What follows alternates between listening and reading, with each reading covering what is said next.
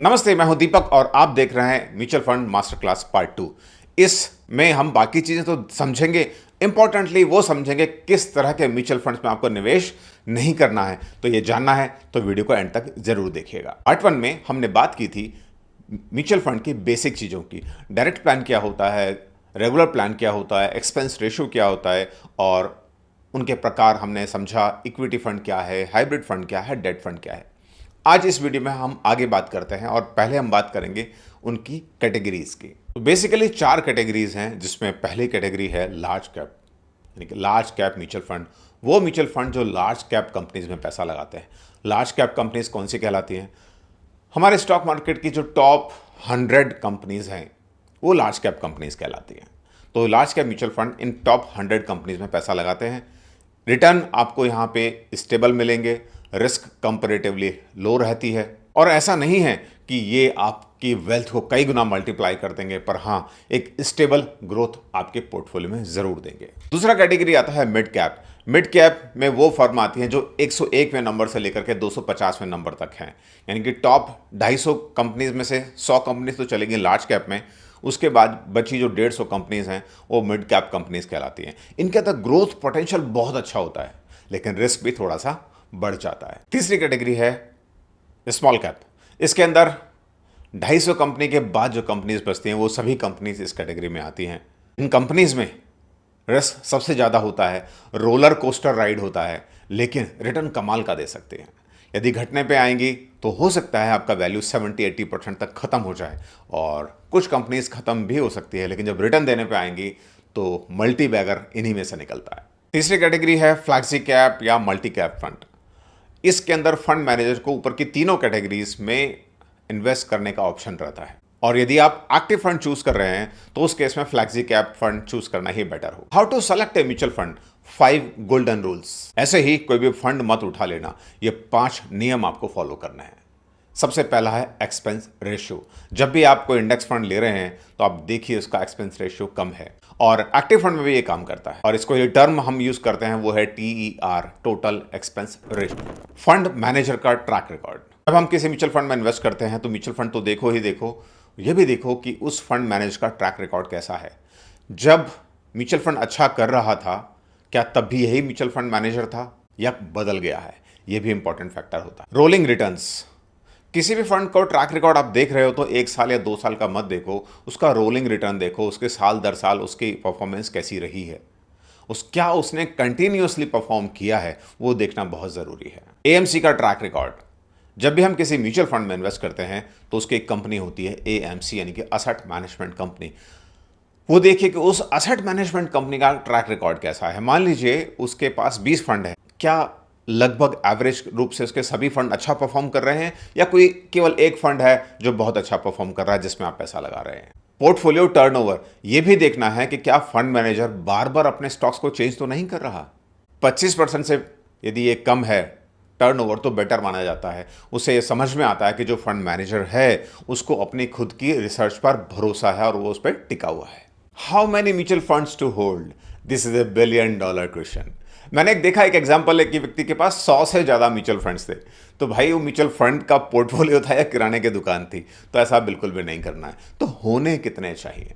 तो आपके पास minimum 2 mutual fund तो होने ही चाहिए, यानी कि 2 अलग अलग कैटेगरीज के फंड। आइडियली आप 3 रख सकते हो और 5 म्यूचुअल फंड मैक्सिमम है, क्योंकि आप जब ज़्यादा फंड ले लेते हो तो ओवर डाइवर्सिफाई हो जाते हो, तो एक्चुअल में आप सेम कैटेगरीज में ही चले जाते हो और बस उसी को आप एवरेज कर रहे होते हो।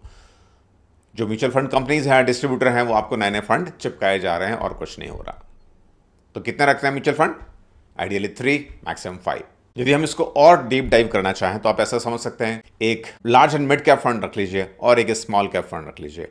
साथ में एक जरूर रखिएगा फ्लैक्सी कैप, या फ्लैक्सी कैप को आप पहले प्रायोरिटी दे दीजिए, स्मॉल कैप को आप बाद में रखिए। वो डिपेंड करता है आपका रिस्क एपेटाइट कैसा है। इस तरह से आप 3 से 4 फंड अपने पोर्टफोलियो में रख सकते हैं। SIP, लमसम, SWP, ये सबसे बड़ा कन्फ्यूज़न है। आजकल लोग बड़ा कह रहे हैं कि भाई SIP छोड़ो SWP करो।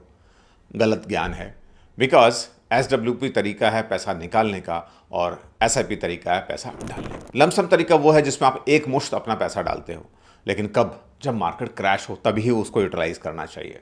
लेकिन मार्केट कब क्रैश होगा उसका पता नहीं होता। लेकिन हाँ, कभी ऐसी सिचुएशन यदि आई है, कोविड जैसी सिचुएशन, तो उस केस में लमसम में पैसा डालना अच्छा है। लेकिन वहीं कोविड से ठीक पहले, यानी कि आपने जनवरी फरवरी 2020 में लमसम पैसा डाल दिया होता बाजार में, तो आपका दिल भी क्रैश हो गया होता। दूसरा तरीका है एसआईपी, सिस्टमैटिक इन्वेस्टमेंट प्लान, जिसकी बात हमने पहले भी की है। ये एक फिक्स तरीका है, एक आप फिक्स अमाउंट हर महीने सिस्टमैटिक तरीके से, ऑटोमेटिक तरीके से अपनी सैलरी या अपनी इनकम में से आप इन्वेस्ट कर देते हो।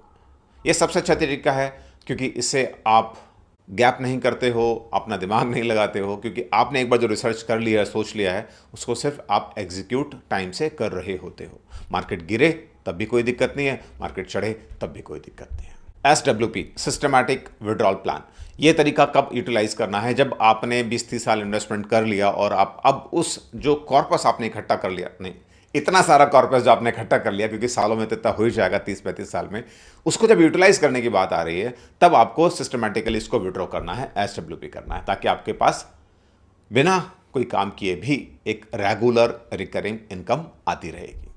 अब सबसे इंपॉर्टेंट सवाल, avoid these mutual fund categories. अब वो कौन सी हैं जो म्यूचुअल फंड आपको नहीं लेने हैं? थीम फंड, जैसे कि EV theme, IT theme, something theme, उस तरह के थीमेटिक फंड आपको नहीं लेने हैं, क्योंकि इन थीम्स के अंदर कई बार बहुत अच्छे रिटर्न आ जाते हैं और कई बार बहुत फ्लॉप शो हो जाता है। और इम्पॉर्टेंट चीज़ ये है कि जब आप थीम बाजार में आ रही होती है या आई होती है, उस थीम का जो असली मज़ा है, यानी कि उसके अंदर जो गेन्स होने थे, वो 2-3 साल पहले हो चुके होते हैं। उसका एक एग्जांपल देता हूं। मैं अभी सेमीकंडक्टर के ऊपर रिसर्च कर रहा था, तो मैंने पाया कि गवर्नमेंट ऑफ इंडिया का एक सेमीकंडक्टर मिशन है, वो चल रहा है। लेकिन मैंने जब देखा तो वो पिछले 3 साल से चल रहा है, 2022 से। और फिर मैंने उस सेक्टर की कंपनीज ढूंढी, तो मुझे एक कंपनी मिली जो 3 साल पहले बहुत कम प्राइस पे थी और अब 3 साल के अंदर वो मल्टीप्लाई होकर के कई गुना हो चुकी है।